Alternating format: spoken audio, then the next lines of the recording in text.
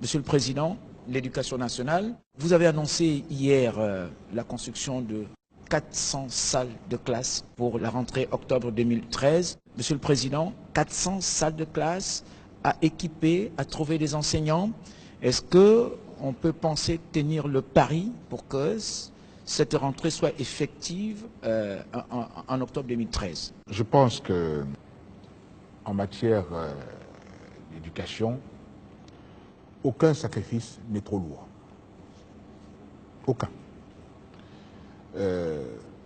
Ça paraît dérisoire de dépenser des centaines de milliards pour faire des routes, construire des barrages, des usines et laisser des salles de classe avec 100, 150 élèves par classe. C'est ridicule.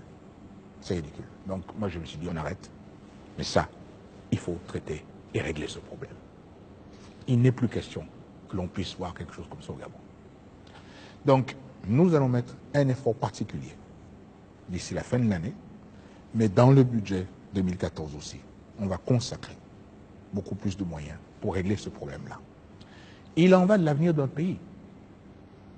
Qu'est-ce que vous allez apprendre dans une classe où vous êtes 150?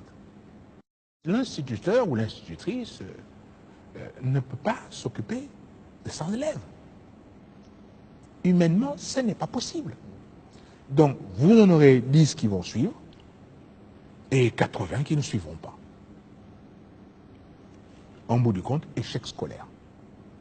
En bout du compte, génération mal formée.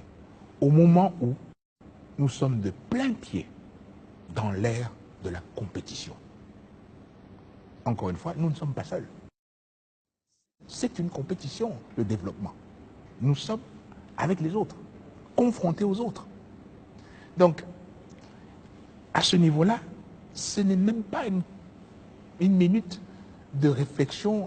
Nous n'avons pas le choix que de nous investir. Monsieur le Président, avec votre permission, mais l'équation semble assez compliquée. Seulement. Vous avez une surpopulation scolaire, vous avez un déficit énorme en termes d'enseignants. C'est ce que je suis en train de dire. Comment équilibrer... Je suis en train de dire que, au niveau des infrastructures, nous devons mettre les moyens.